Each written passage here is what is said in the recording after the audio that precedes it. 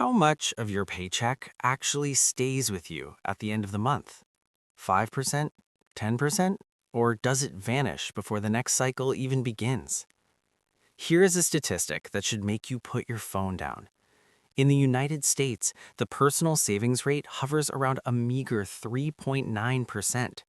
Meanwhile, in Japan, a nation with an incredibly high cost of living, households consistently save upwards of 37%. This isn't because the Japanese are inherently better at math or even more frugal. It's because they operate on a different mental operating system.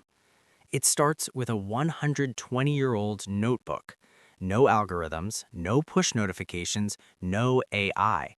Yet it consistently outperforms every fintech tool Silicon Valley has ever engineered. My name is Your Name, and today I'm going to show you exactly how the Japanese reprogram their relationship with money. Meet Alex. Alex earns a good salary. He has 3 different budgeting apps on his phone that sync his bank accounts and generate beautiful, colorful pie charts. These apps send him judgmental notifications every time he overspends. Alex looks at the charts, feels a fleeting moment of guilt, and then he closes the app and orders delivery anyway because he had a long day at work. Here is the problem. Most financial tools today are designed to record your behavior, not transform it. Tracking your spending on an app is like standing on a scale while eating a donut. The scale doesn't make you lose weight. It just provides a high-definition archive of your regrets. The Japanese figured out something about human psychology that Silicon Valley hasn't caught up with yet. Money is a feeling, not a data point.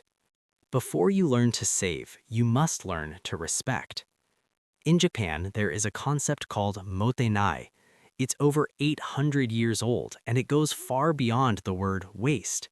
It is the profound, felt weight of regret when an object's soul is neglected. A grain of rice isn't just starch, it's the farmer's sweat, the soil's nutrients, and the rain's gift. When you buy something you wear twice and discard, that is mottainai. You are dismissing the entire chain of life that created it. Then there is kintsugi, the art of repairing broken pottery with gold lacquer. It teaches us that something used or broken can be more beautiful than something new. We live in an anti-mottainai culture. We pay monthly rent for self-storage units because our homes are so full of things we don't use, we've run out of space to put them. It is a countrywide monument to unrealized value. To the Japanese, saving isn't about deprivation, it's about honoring what you already have. In Okinawa, one of the world's blue zones where people routinely live past 100, they practice Hara Hachi Bu. Eat until you are 80% full. Never wait until you are stuffed. When applied to money, this is the ultimate mechanical advantage. Think about your current sequence. You earn, you spend, and then you try to save whatever is left.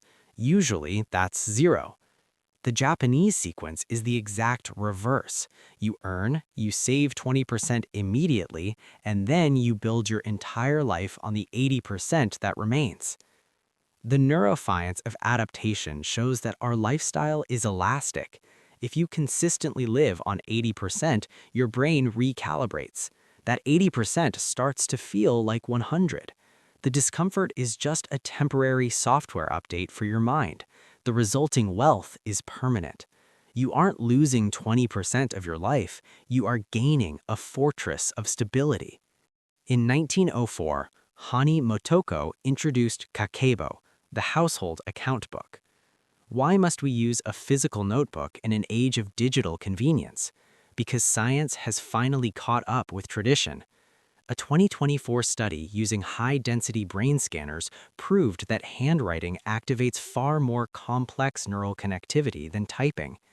Typing is just transcription. It's passive. But handwriting is encoding. It's active. When you physically write, Tuesday spent $50 on takeout because I was stressed, you're forcing your brain to process the why.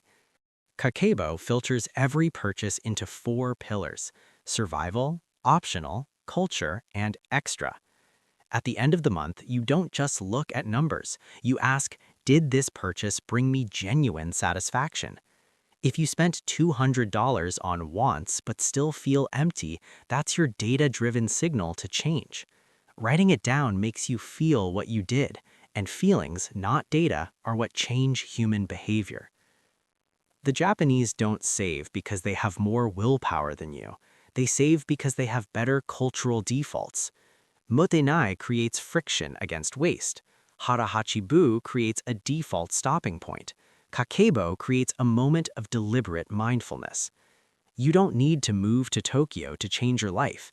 You need a $3 notebook, a pen, and the courage to be honest with yourself for 30 days.